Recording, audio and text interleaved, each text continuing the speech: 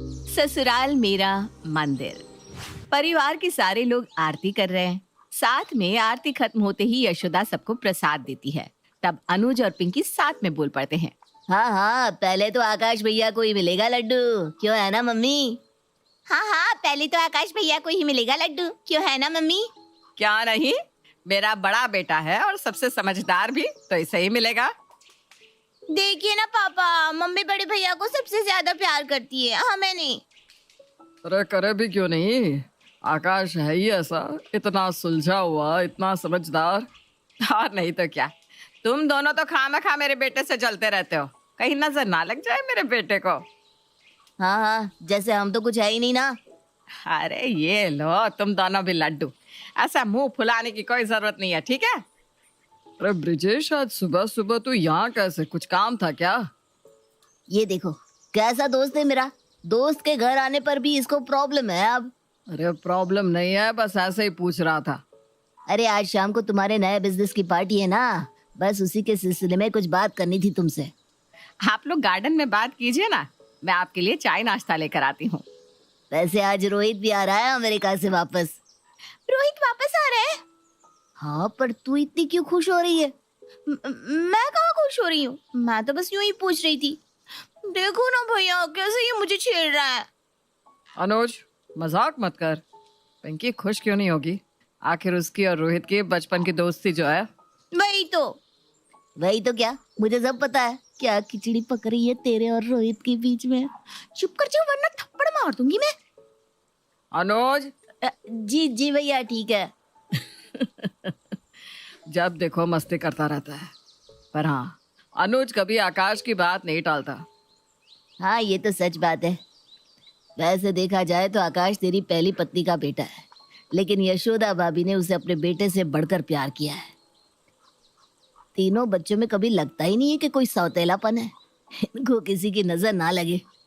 सच कहा, मेरे प्यार भरे इस परिवार को किसी की नजर ना लग जाए। सविता के जाने के बाद मुझे लगा था जैसे आकाश को कभी माँ का प्यार ही नहीं मिल पाएगा, लेकिन यशोदा ने आकाश को अपने बेटे से भी ज्यादा प्यार किया। इसीलिए तो आकाश मुझसे ज्यादा क्या, सबसे ज्यादा अपनी माँ की बात सुनता है। अगर उसकी माँ कह दे तो वो तो अपनी जान भी दे सकता है।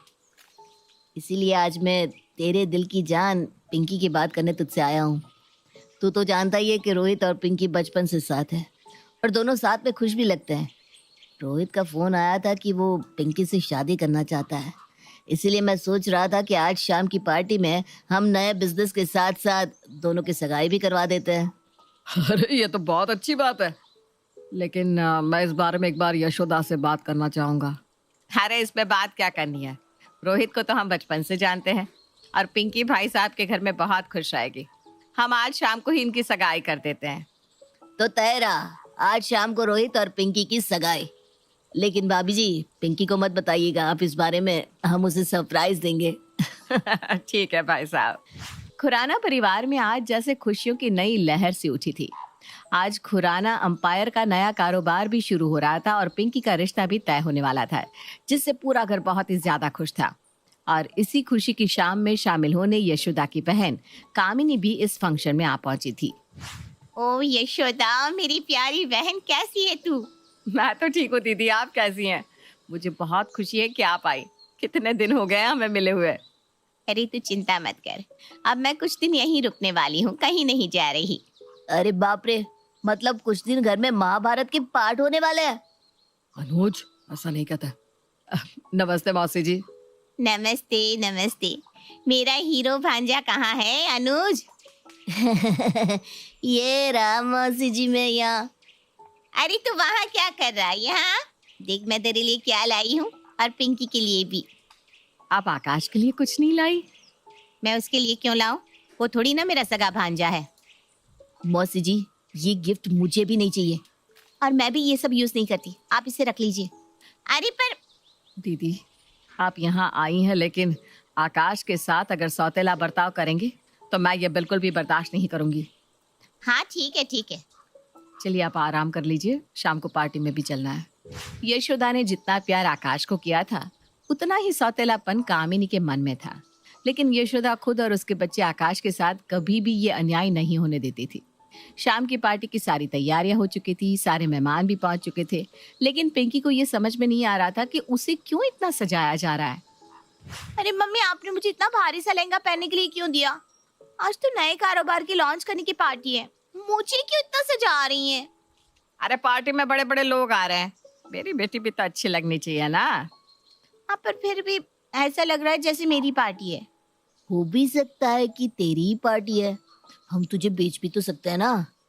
हाँ, वैसे खास मुनाफा तो नहीं होगा, लेकिन फिर भी। अनुज क्यों परेशान करता रहता है पिंकी को? पिंकी बहुत सुंदर लग रही है बहना, सच में। थैंक यू भैया, आप भी बहुत अच्छे लग रहे हैं। चलो सब लोग जल्दी करो, सारे मेहमान आते ही होंगे। मैं जाकर मेहमानों को देख लेता हूँ। चल अनुज तू भी चल। अरे भैया, मैं जाकर क्या करूंगा? आप जाइए ना उस बिजनेस की बोरिंग पार्टी में। ठीक है भाई, चल जल्दी आना माँ और पिंकी को लेकर।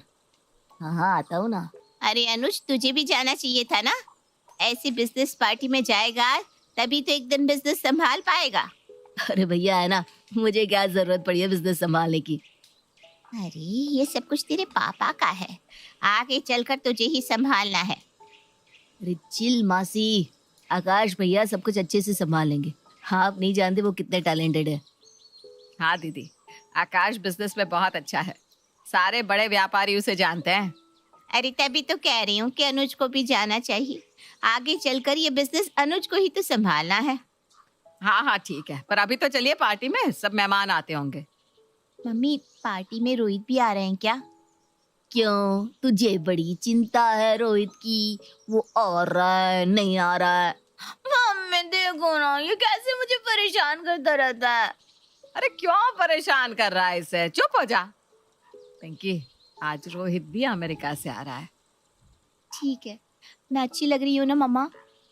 अभी तक तो तुझे कोई दिलचस्पी नहीं थी तैयार होने में, अब अचानक रोहित का नाम सुनते ही क्या हो गया? नहीं, मुझे क्या होगा?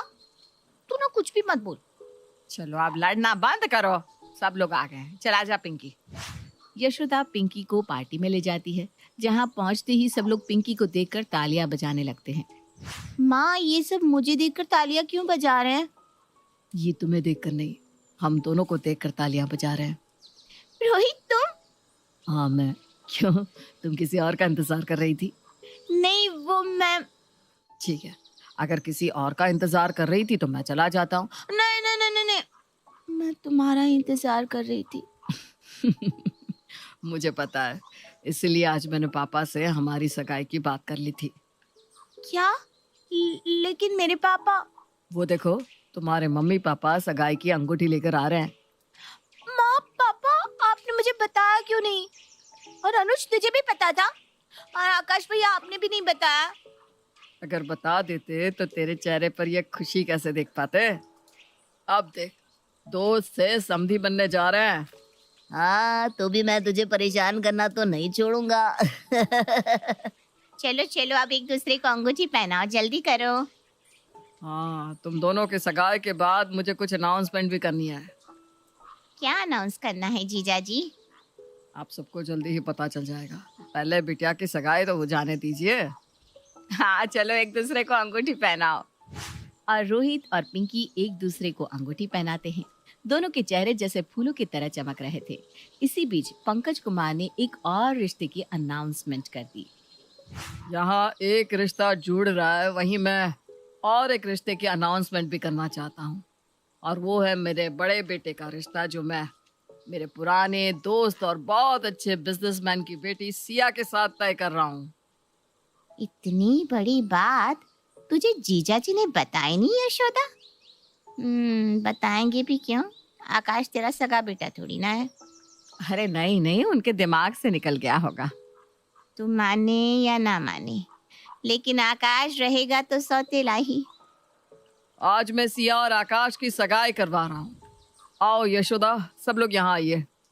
वाह, आज तो सरप्राइज पे सरप्राइज मिल रहा है, क्या बात है? हाँ देख, तू ही अकेला रह गया। देख ले यशोदा, सच में तेरा बेटा अकेला रह गया है। उसके बारे में कोई सोचने वाला नहीं है। उसकी माँ ही उसके बारे में नहीं सोचती तो। पार्टी में आकाश और सिया की सगाई हो जाती है। सब लोग काफी खुश होते हैं, लेकिन कामिनी अब भी यशोदा के कान भरने में लगी हुई थी। अरे यशोदा, तू तो बिल्कुल भोली है। तूने पूछा ही नहीं जीजाजी से कि वो आकाश की शादी पहले क्यों करवा रहे हैं, पिंकी की क्यों नहीं? अरे जीजी, पिंकी अभी छोटी है, आप क्यों बात का पतंगड़ बना रही है? मैं कह रही हूँ जीजाजी अपने बेटे आकाश से बहुत ज्यादा प्यार करते हैं। वो तेरे बच्चों के साथ ना इंसाफी कर रहे हैं। उन्होंने अभी तक अनुज के लिए कुछ नहीं सोचा, उसके लिए लड़की भी नहीं देखी। क्यों? क्योंकि उन्हें बस अपने बड़े बेटी की पड़ी है। अरे ऐसा कुछ नहीं है जीजी, आप कुछ ज्यादा ही सोच रही है। अब कुछ ही दिनों में आकाश की शादी है, मुझे उसकी तैयारियां करनी है। हाँ, उसकी शादी के बाद तो सब कुछ उसका और उसकी पत्नी सिया का हो जाएगा। तेरे बच्चों का तो कोई पूछेगा भी नहीं। नहीं, ऐसा कुछ नहीं होगा जीजी। मेरे पति तीनों बच्चों को बराबर प्यार करते हैं, वो किसी के साथ भी नाइंसाफी नहीं होने देंगे। मैं तो तेरी बड़ी बहन हूँ, मेरा काम है समझाना। तुझे अभी से कोई कदम लेना होगा, ऐसा ना हो कि बहुत देर हो जाए। कामिनी की बातें यशोदा के मन में असर करने लगी थी, लेकिन उसका आकाश के प्रति प्यार उसे इन सब बातों से दूर रख रहा था। लेकिन जब आकाश की शादी के वक्त आकाश के पिता ने वो लफ्ज कहे, तब जैसे सब कुछ बदल सा गया। बस अब तो आकाश की शादी हो गई है, अब मैं रिटायरमेंट लेने वाला हूँ। अब सब कुछ आकाश को सौंप कर मैं चैन से अपना बुढ़ापा जीऊंगा। मैंने कहा था ना, ये सब कुछ आकाश के हाथों में जाने वाला है। तेरे बच्चों को कुछ भी हाथ में नहीं आने वाला। मैं ऐसा कुछ नहीं होने दूंगी, मैं अपने बच्चों के साथ नाइंसाफी नहीं होने दूंगी। यही वक्त है कहने का। अगर आज तुमने कुछ नहीं कहा तो कभी कुछ नहीं कह पाओगी। अगर मैंने इनसे बात की तो ये मेरी बात कभी नहीं मानेंगे। मैं आकाश से ही बात करती हूँ। यही सही रहेगा। तूने आज तक उसके लिए कितना कुछ किया है, वो तेरे लिए थोड़ी सी कुर्बानी नहीं दे सकता? यशोदा ने आकाश से बात की कि वो ये सब छोड़कर गांव चला जाए, जहां उसकी सगी माँ का पुराना घर था, जिससे यहाँ उसके बच्चे सब कुछ संभाल सके। माँ, बिल्कुल भी चिंता मत कीजिए, मैं यहाँ से चला जाऊंगा। आप प्लीज इस तरह से परेशान मत होइए। तुम अपना हिस्सा लेकर जा सकते हो। और देखो, मैं तुमसे नफरत नहीं करती आकाश, प्लीज मुझे गलत मत समझना। अरे नहीं माँ, मैं आपको कैसे गलत समझ सकता हूँ? आप मेरी माँ हैं। बस मेरे जाने के बाद आप अपना ख्याल रखिएगा। मैं और सिया कल सुबह ही गांव के लिए निकल जाएंगे। आकाश ने बिना किसी सवाल किए सिया के साथ जाने का फैसला कर दिया, लेकिन उसके पिता को पता था कि उसका परिवार टूट रहा है। पापा, मैं बस माँ की यादों के साथ कुछ वक्त रहना चाहता हूँ। गांव में नया व्यापार लाकर वहां रोजगार लाना चाहता हूँ। मैं जानता हूँ कि क्या हुआ है, लेकिन मैं यशोदा को समझा सकता हूँ। पापा, आपको मेरी कसम है, आप माँ से कुछ नहीं कहेंगे। आकाश के जाने के बाद जैसे सब कुछ बदल सा गया। जब पिंकी और अनुज को इस बात का पता चला तो उनसे ये सब बर्दाश्त नहीं हुआ। मम्मी, आपने ये क्या किया? आप तो हम दोनों से ज्यादा भैया से प्यार करती थी ना। आपको पता भी है, जिन्हें आप सौतेला कह रही है वो आपकी बहन के पति के लिए एक नया बिजनेस तैयार करके गए हैं। उसके लिए एक नया घर लेकर गए हैं, और ऐसे भाई को आप सौतेला कह रही हैं? अब जिस बिजनेस के लिए सब कुछ कर रही है ना माँ, वो भैया ने कभी अपने नाम किया ही नहीं। ये देखिए, शेयर्स की रिपोर्ट अनुज के नाम, नया कारोबार अनुज के नाम, नया बंगला अनुज के नाम, और आपने मेरे ऐसे राम जैसे भाई को शादी के कुछ दिन बाद ही घर से निकाल दिया। अगर भैया इस घर में नहीं है तो मैं भी कसम खाती हूँ कि मैं कभी शादी नहीं करूंगी। और अगर भैया नहीं है तो मैं कभी इस कारोबार को नहीं संभालूंगा। मैं अमेरिका जा रहा हूँ हमेशा हमेशा के लिए। तुम दोनों अपनी माँ के साथ ये सब कैसे कर सकते हो? और आप हमारे भाई के साथ ऐसा कैसे कर सकती है? उन्होंने बचपन से हमें इतना प्यार किया, हमें कभी किसी चीज की कमी नहीं होने दी। सौतेलापन उन्होंने नहीं, माँ आपने निभाया। जब यशोदा के अपने बच्चों ने उसका साथ छोड़ दिया तो उसकी आत्मा उसे कुरेदने लगी। उसका पूरा घर बर्बाद हो चुका था। पिंकी ने उससे बात करना छोड़ दिया और अनुज कई महीनों से अमेरिका में था, जो कभी वापस नहीं आना चाहता था। लेकिन माँ की ऐसी हालत आकाश से देखी नहीं गई और वो उससे मिलने चला आया। माँ, आप ठीक तो हैं? आकाश, तू आ गया बेटा, मुझे माफ कर दे। देख तेरे जाने के बाद क्या हो गया, सब कुछ बर्बाद हो गया, सब कुछ। हमारा हंसता खेलता परिवार टूट गया और ये सब कुछ मैंने किया अपने हाथों से। तुम चिंता मत करो माँ, मैं अनुज को अपने साथ लाया हूँ। अनुज अंदर आओ। पिंकी तुम भी। तुम दोनों आ गए, पर यही मेरी सजा है। नहीं माँ, आज के बाद ये दोनों तुम्हें कभी परेशान नहीं करेंगे, मैंने इन्हें समझा दिया है। नहीं, मुझे ये दोनों नहीं, मुझे मेरा लाडला बेटा चाहिए आकाश। तू घर वापस आ जा, मुझे और कुछ नहीं चाहिए। मुझे हमारा मंदिर जैसा घर वापस चाहिए, तू वापस आ जा। माँ, मैंने आज तक आपकी कोई बात टाली है? तुझे गुस्सा नहीं आ रहा कि मैंने तेरे साथ सौतेलों जैसा बर्ताव किया? माँ, आप यशोदा माँ है, जिसने एक पराये बेटे को इतना प्यार किया। एक बेटा अपनी माँ से कैसे नाराज हो सकता है? मैं ही मूर्ख थी जिसने अपने सोने जैसे बेटे को इतना बड़ा दुख दे दिया। सिया, तुम भी मुझे माफ कर दो बहू। नहीं माँ, मैं तो खुश नसीब हूँ कि मुझे ऐसा मंदिर जैसा ससुराल मिला है। मैं वादा करती हूँ, मैं इसे कभी भी टूटने नहीं दूंगी। अब लग रहा है हमारा असली परिवार। अनुज, वो कामिनी मौसी जी का क्या करना है? उनके साथ वही होगा जो हम बचपन में करते थे। उन्हें बाहर भेजकर दरवाजा बंद। हाँ, पर इस बार हमेशा के लिए। सही है भाई। यशोदा के पश्चाताप के बाद पूरा परिवार एक हो गया। जैसे राम जी वापस आने से पूरी अयोध्या झूम उठी थी, ठीक वैसे ही खुराना परिवार में भी खुशियां वापस आ गई। और कामिनी, इसका क्या हुआ? तो उसके लिए खुराना परिवार के दरवाजे हमेशा के लिए बंद हो गए। तो आइए हम सब भी अयोध्या में अपने राम जी की वापसी की खुशियां मनाते हैं और प्रेम से कहते हैं जय